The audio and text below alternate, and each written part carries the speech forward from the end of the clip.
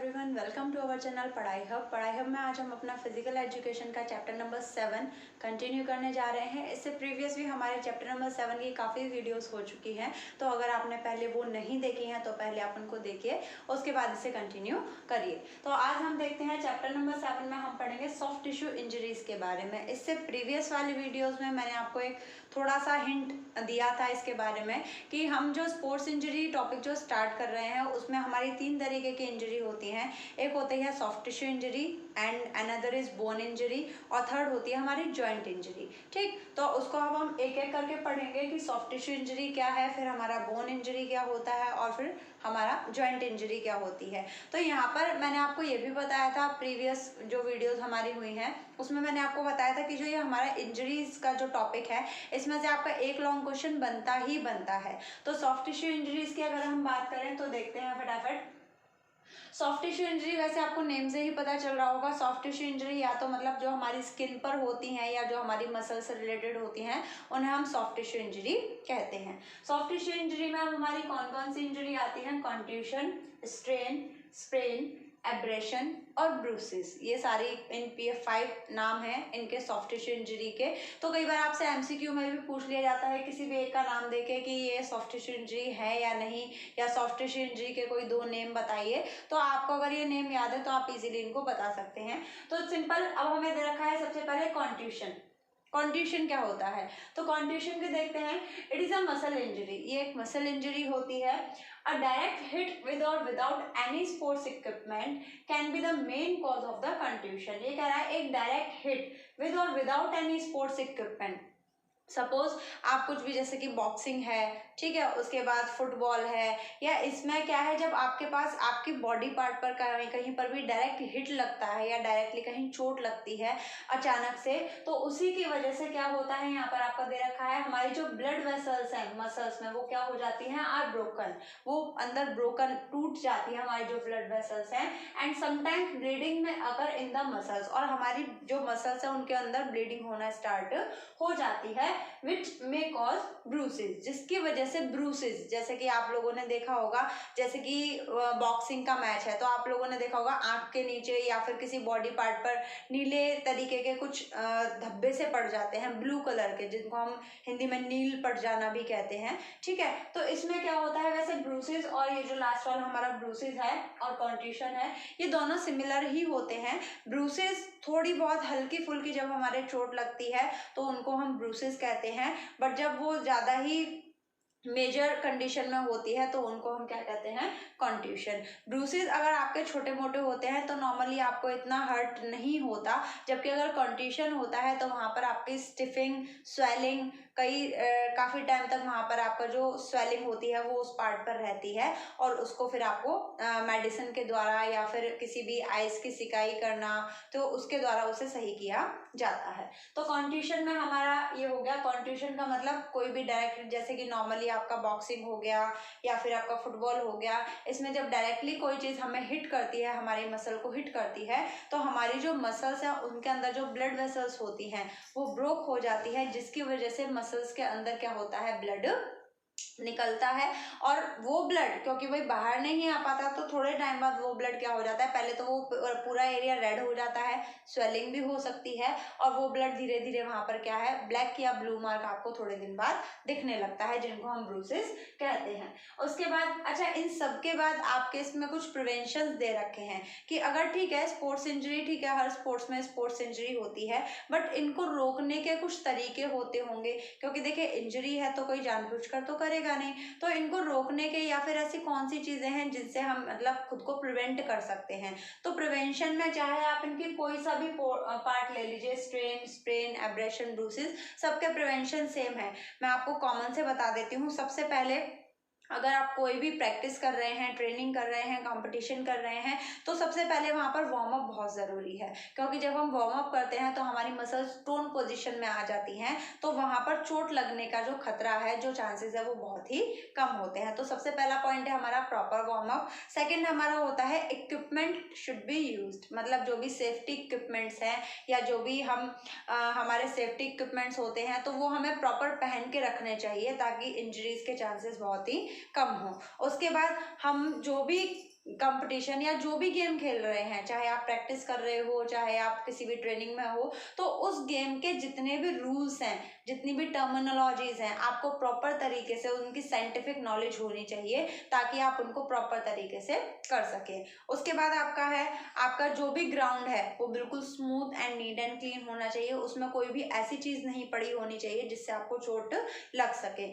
उसके बाद आपके जो कोचेज हैं वो वेल क्वालिफाइड होने चाहिए, वेल ट्रेंड होने चाहिए, ताकि वो आपको बेटर तरीके से ट्रेनिंग करा सके और आपके चोट के चांसेस बहुत ही कम रहें। तो ये कुछ बहुत ही सिंपल से प्रिवेंशन है जिनका आपको रटने की कोई जरूरत नहीं है, बहुत ही सिंपल सी चीजें हैं जो आपको इनमें प्रिवेंशन में याद रखनी है।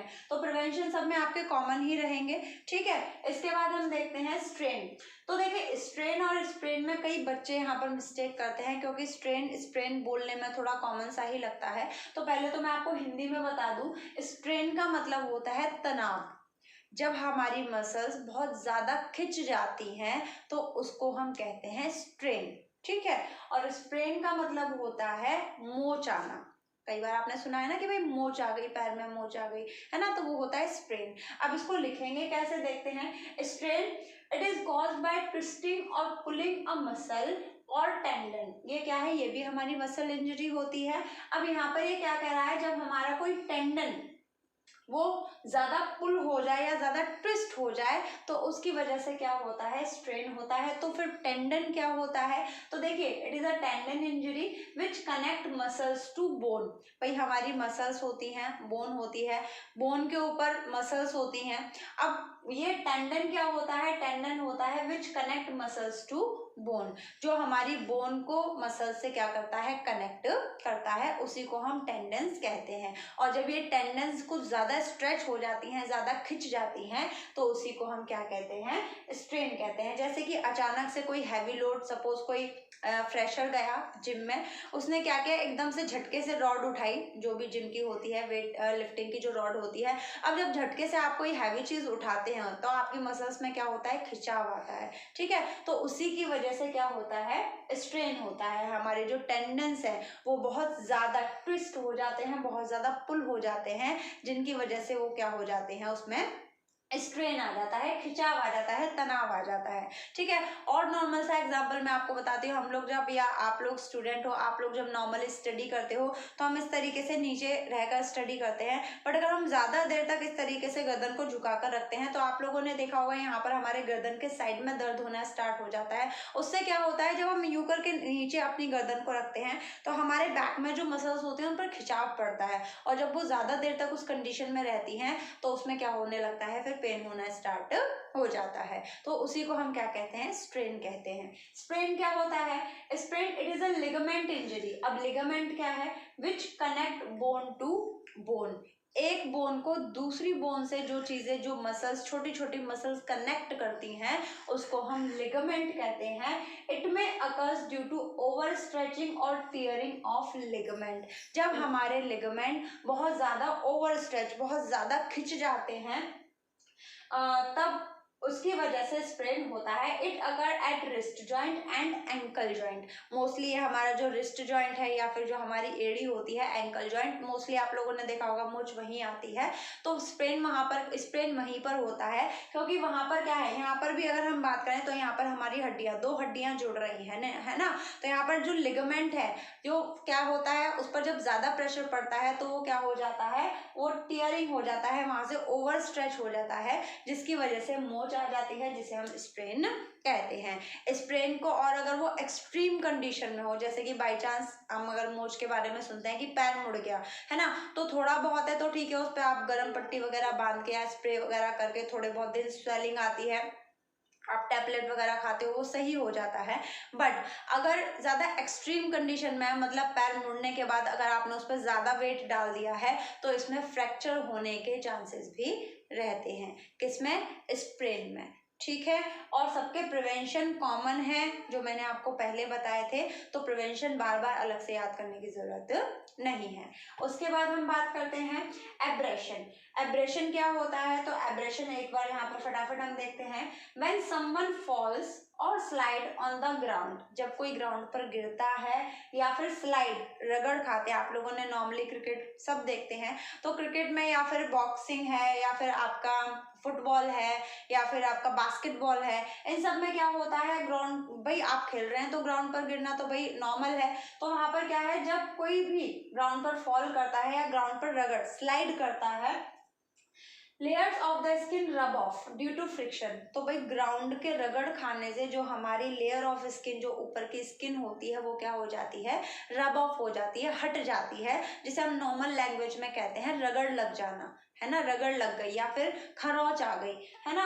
उसके बाद mild abrasion are known as grazes and scrap, जो छोटे मोटे एब्रेशन होते हैं, छोटी मोटी रगड़ होती हैं, उनमें से ब्लीडिंग नहीं होती, सिर्फ ऊपर की खाल हट जाती है, हल्का हल्का सा वहाँ वो एरिया रेड हो जाता है, तो उनको हम ग्रेजेस और स्क्रैप भी कहते हैं। बट एब्रेशन में ऐसा नहीं है कि एब्रेशन अगर रगड़ है तो उसमें ब्लीडिंग नहीं होगी, छोटी मोटी एब्रेशन है तो ब्लीडिंग नहीं होती, बट अगर आपका एब्रेशन बहुत ही डीप है या फिर किसी बहुत ही हार्ड चीज से आपकी रगड़ लगी है, तो उसमें क्या होता है, उसमें ब्लीडिंग भी हो सकती है। तो एब्रेशन में हमारा नॉर्मली, और एब्रेशन हमारा नॉर्मली उस जगह पर होता है जहां पर बोन हमारी स्किन के सबसे पास में होती है। नॉर्मली हम देखते हैं जब भी हम लोग गिरते हैं तो हमारे नीज पर या फिर हमारे कॉर्नी जो होती हैं, इस एरियाज पर इफेक्ट पड़ता है, क्योंकि यहाँ पर क्या है, यहाँ पर हमारी हड्डी हमारी स्किन के सबके पास में होती है, ठीक है। तो सबसे ज्यादा जो रगड़ है, जो घर्षण है, वो कहाँ पर लगता है, यहीं पर लगता है, तो उसी को हम एब्रेशन